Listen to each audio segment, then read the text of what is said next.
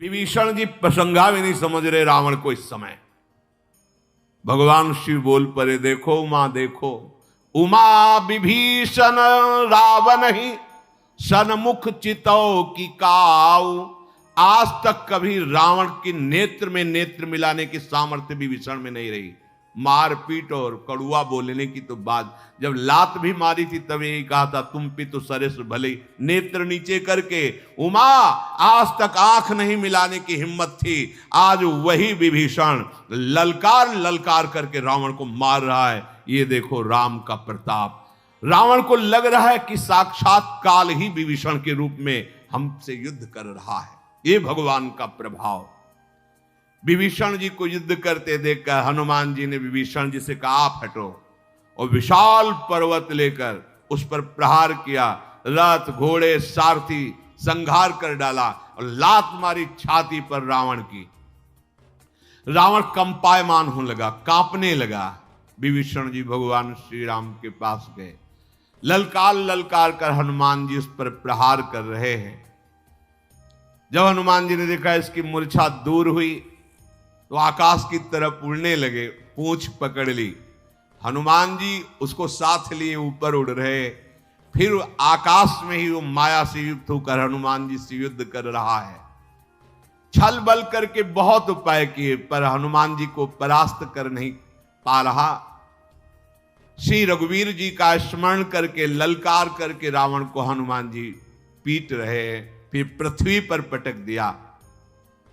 रघुवीर जी ने बानरों से कहा, डरना मत इससे, अब चाहे जितनी प्रबल माया प्रकट करे तुम डरना नहीं। अदृश्य हो गया रावण। फिर अनेकों रूप धारण कर लिए। जितने रीछ बानर उतने रावण पास। पहले ही प्रभु ने कहा था डरना नहीं। चारों ओर रावण ही रावण, अपरिमित रावण, गिने नहीं जा सकते। भालू बानर अंदर से घबरा गए। लक्ष्मण जी, रघुनाथ जी, ये देखो रावण ही रावण आसपास है। दसों दिशाओं में करोड़ों अरबों रावण घोर गर्जना करते हुए। देवता भी डर रहे हैं, जय की आशा छोड़ दी। एक रावण ने तो त्रिभुवन को रुला दिया था, तो करोड़ों अरबों रावण प्रकट हो गए। जो प्रभु की महिमा जानते थे वो थोड़ा गंभीर हैं, इसकी माया चलेगी नहीं। कौशलपति श्री राम जी हंस करके सारंग धनुष पर बाण चढ़ाया और सब मायावी बने हुए राक्षसों को नष्ट कर दिया। एक क्षण में माया नष्ट हुई। फिर रावण अकेला। श्री रघुनाथ जी ने, जो बानर भयभीत हो रहे थे, भुजा उठाकर कहा, लौटो, डरो मत। हाँ, ऐसे ही श्री रघुनाथ जी ने बल प्रदान किया। रीछ बानर दौड़ रहे हैं। रघुपति जी फिर वही शीश भुजा उसके बार बार काट रहे हैं। ये सूचना सियाजू को मिली, जो मारे ही नहीं मर रहा है, बार बार शीश भुजा काटने पर भी सीता जी के हृदय में बड़ा भारी विषाद प्रकट हुआ। मुख उदास हो गया, भारी चिंता उत्पन्न हो गई। त्रिजटा से बोली, माता ये मर क्यों नहीं रहा है रावण? ये कैसे मरेगा? रघुनाथ जी के अमोघ बाण उसके सर काट रहे हैं, भुजा काट रहे हैं। ये विपरीत बात कैसी हो रही? भगवान का अमोघ बाण है, मर क्यों नहीं रहा है? इसको तो मर जाना चाहिए। मेरा दुर्भाग्य ही शायद उसको जिला रहा है। मुझे भगवान के चरणों से अलग जिस भाग्य ने किया, वही भाग्य उसे जिला रहा है। बहुविधि कर बिलाप जानकी, करि करि सुरति कृपा निधान की। कह त्रिजटा सुनु राजु कुमारी, उरसर लागत मरई सुरारी। जानकी जी रुदन करने लगी, हे नाथ, आपके चरणों से अभी कितने पल विमुख रहना पड़ेगा। एक एक पल यहां कल्पों के समान व्यतीत हो रहा है। त्रिजटा ने कहा, राजकुमारी दुखी मत हो, मारा जाएगा रावण। जब उसके हृदय में बाण मारा जाएगा तब वो मारा जाएगा। तो प्रभु हृदय में बाण क्यों नहीं मार रहे? जानकी जी ने कहा, प्रभुताते उरहतई न तेही, यही के हृदय बसत बैदेही। बहुत सुंदर बात कही त्रिजटादी ने। यही के हृदय बस जानकी, जानकी उर मम बास है। मम उदर भुवन अनेक लागत, बान सब कर नास है। सुनि बचन हर्ष विषाद मन, अति देखी पुनि त्रिजटा कहा। अब मरिहि रिपु यही विधि सुनई, सुंदरी तजहि संशय महा। काटत सिर होई बिकल, छूट जाय तब ध्यान। तब रावण ही हृदय महु, मरि है राम सुजान। त्रिजटा जी ने कहा कि राजकुमारी, मरेगा रावण, चिंता मत करो। अभी प्रभु उसके हृदय में इसलिए बाण नहीं मार रहे कि वो निरंतर आपका ध्यान कर रहा है। प्रभु ताते उर हतैन तेही, यही के हृदय बसत बैदेही। आपको स्मरण होगा जब सीता जी का अपहरण कर रहा है तो सबसे पहले चरण वंदना की थी। सीता चरण बंदी सुख माना, आपके द्वारा ही मेरा उद्धार हो सकता है। और निरंतर उनके चरणों का चिंतन कर रहा है। त्रिजटा जी बोल रहे हैं कि यही के हृदय बसत बैदेही। भगवान इसीलिए हृदय में बाण नहीं मार रहे क्योंकि आप उसके ध्यान में बसी हुई हैं। वो यही सोच करके बार बार केवल सर और भुजा काट रहे हैं। इसके हृदय में जानकी है और जानकी के हृदय में मैं हूं, और मेरे उदर में अनेक ब्रह्मांड। यदि इस समय मारा तो पूरे ब्रह्मांड का नाश हो जाएगा। सीता जी ने कहा फिर कैसे कैसे? बोले आप चिंता न करें, बार बार सर काटने से, भुजा काटने से विकल हो जाएगा और आपका ध्यान छूट जाएगा। जहां ध्यान छूटेगा रघुनाथ जी इसके हृदय में बाण मारेंगे, बस उसी समय मर जाएगा। सीता जी को बहुत प्रकार से जब समझाया, धैर्य धारण किया, जानकी जी ने त्रिजटा अपने निवास को गई। श्री हनुमान जी, अंगद जी, इन बड़े बड़े योद्धाओं ने बहुत युद्ध किया रावण से। श्रमित सा हो गया, संध्या हुई, वापस लौटा। आधी रात को सारथी से कह रहा कि धिक्कार है, मैं विजय क्यों नहीं प्राप्त कर? क्योंकि जहां गया है विजय श्री इसके चरण चूमे। सारथी ने बहुत समझाया, आप धैर्य धारण किए। सवेरा होते ही रथ पर सवार हुआ। रावण की जो बची खुची सेना थी साथ चली। उधर विकराल बानर क्रोध से युक्त होकर के रावण पर आक्रमण किया। जो कुछ राक्षस थे वो भाग पड़े रावण को छोड़ करके। चारों ओर से नख से, दांतों से रावण पर प्रहार कर रहे। देख महामरकट प्रबल रावण कीन विचार, अंतरहित हुए निमिषमो कृत माया विस्तार। तुरंत वो अंतर्धान हो गया और माया का विस्तार करने लगा। अब जिधर देखे यहां दिखाई दिया, उधर प्रहार किया, वो वहां दिखाई दिया, पकड़ में ही नहीं आ रहा है। भगवान बानरों से कहा तुम फिर शांत हो जा। काटे सिर भुज बार बहु मरत न भट लंकेश, प्रभु कीरत सुर सिद्ध मुनि व्याकुल देखि कलेश। भगवान फिर वही लीला, सर काटना, भुजा काटना। भगवान को इस तरह से देखकर विभीषण जी नजदीक आए और कहा प्रभु ऐसे नहीं मरेगा। भगवान शिव कह रहे उमा संशय मत करना, काल भी इनके संकल्प से नष्ट हो जाएगा। नर लीला कर रहे हैं। क्या प्रभु सर्वज्ञ जानते ले? जो प्रभु के शरणागत जन हैं वो जानते हैं प्रभु की इस महिमा को। विभीषण जी की शरणागति कैसी पुष्ट है कि कहा सर्वज्ञ, पहला शब्द कहा हे सर्वज्ञ। यद्यपि आप जानते हैं चराचर के स्वामी, शरणागत का पालन करने वाले, इसकी नाभिकुंड में अमृत निवास करता है। नाभिकुंड पीयूष बशया के, नाथ जियत रावण बल ताके। इसीलिए इसके सर और भुजाएं बार बार जग जाती हैं, इसीलिए मारा नहीं जा रहा। कृपालु इसके नाभिकुंड पर जो अमृत है उसको अग्निबाण से सोख लीजिए, अभी मारा जाएगा ये। जे ही विभीषण जी ने ऐसा कहा, रावण का हृदय दहल गया, अब मारा गया। क्योंकि रहस्य वैसे भगवान तो सब जानते ही है। दसों दिशाओं में अत्यंत दाह दिखाई देने लगा। रावण को लगा मानो दसों दिशाओं में आग लग गई। मंदोदरी का हृदय कंपायमान हो गया। भगवान खैति सरासन श्रवण लगी, छाड़े सर 31। अभी तक 30 चलाते थे, 20 भुजा 10 सिर, अब 31।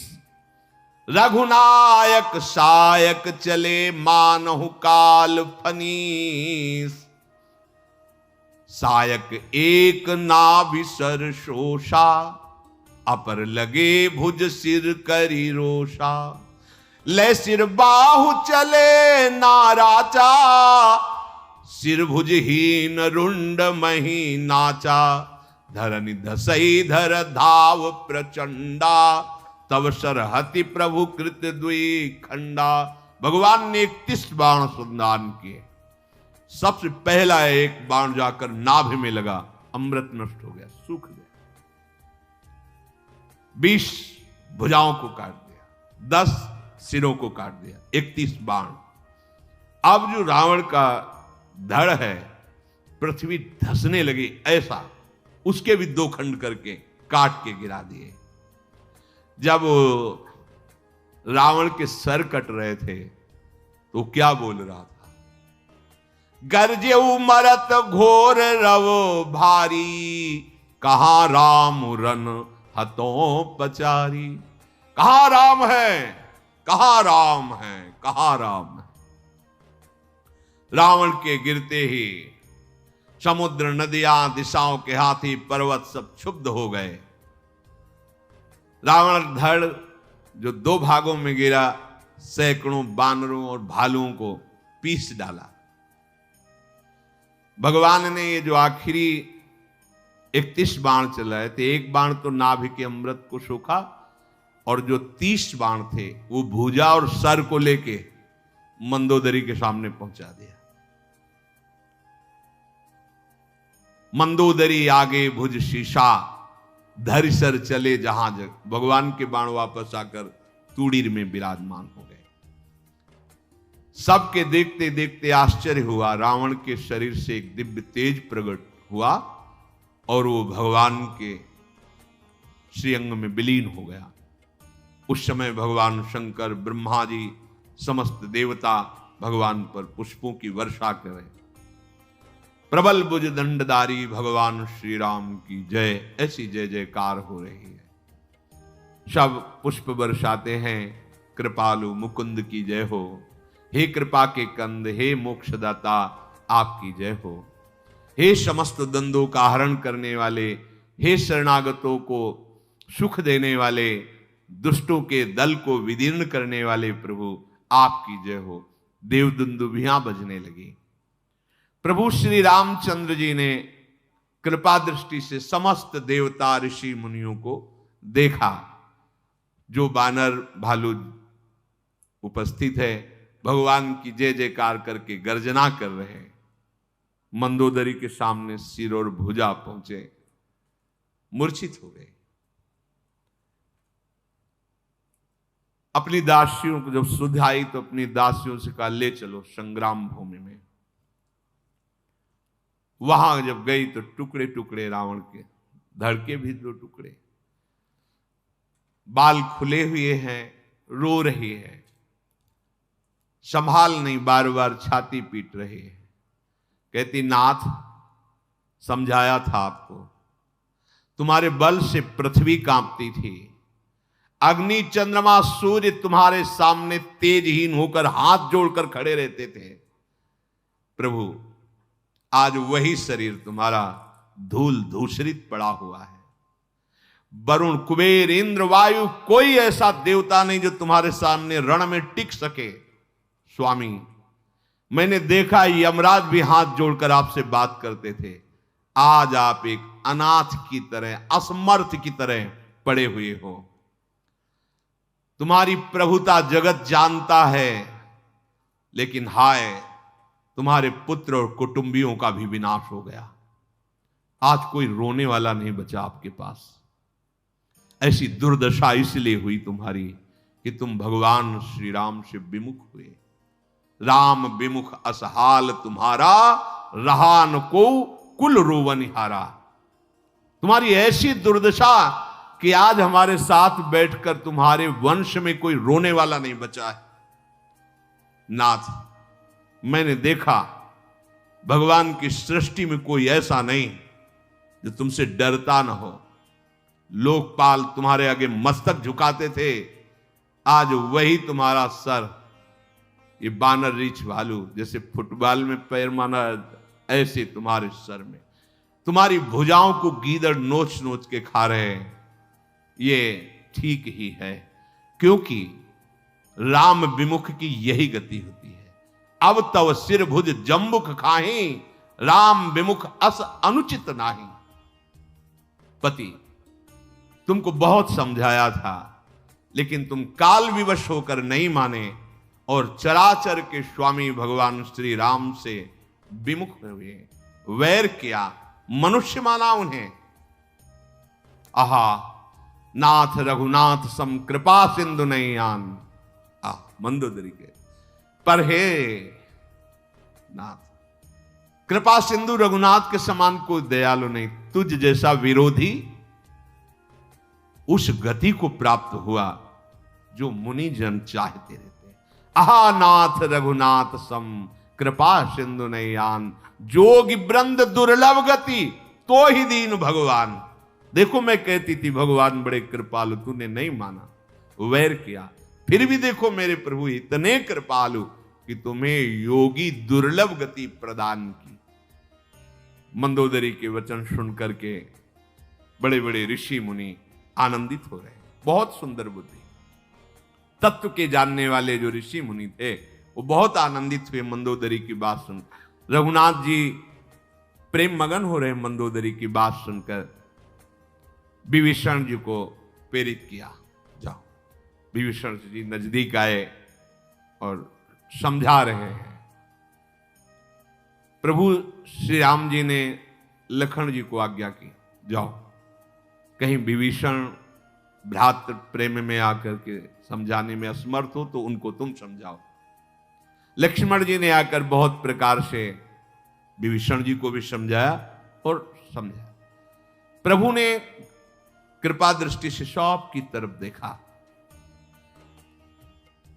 गंभीरता आई सबके हृदय में, विरह जो मंदोदरी आदि के हृदय में था।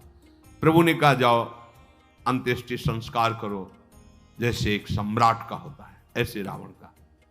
प्रभु की आज्ञा मानकर विभीषण जी ने विधि पूर्वक वैसे ही सब अंत्येष्टि क्रिया की। सबने मंदोदरी आदि ने रावण को जलांजलि तिलांजलि जो अर्पित की।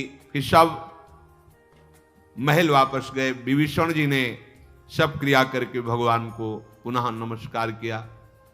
कृपा समुद्र श्री राम जी ने लक्ष्मण जी से कहा कि तुम वानर राज सुग्रीव, अंगद, नल नील, जाम्बवान, मारुति नंदन, नीति निपुण सब लोग जाओ और अभी विभीषण का राज तिलक लंकाधिपति के रूप में करो। मैं अपने पिता के वचन का पालन करने के कारण नगर प्रवेश नहीं कर सकता। विभीषण जी से कहा मेरे ही स्वरूप लखनलाल हैं, ये तुम्हारे साथ जाएंगे। प्रभु के वचन सुनकर तत्काल सब राज तिलक की सारी व्यवस्था हुई। आदर के साथ विभीषण जी को सिंहासन पर बैठाला गया, राज तिलक हुआ। फिर लखनलाल और सब ने हाथ जोड़कर विभीषण जी का स्तवन करके नमस्कार किया। जिसे राजा बनाया जाता है उसमें भगवान का आवेश माना जाता है, भगवान साक्षात विराजमान है, ऐसा कह के सबने नमस्कार किया, स्तवन किया। विभीषण जी सहित फिर सब प्रभु के पास आए। रघुवीर जी ने सबको बुला लिया और प्रिय वचन कह के सुखी किया।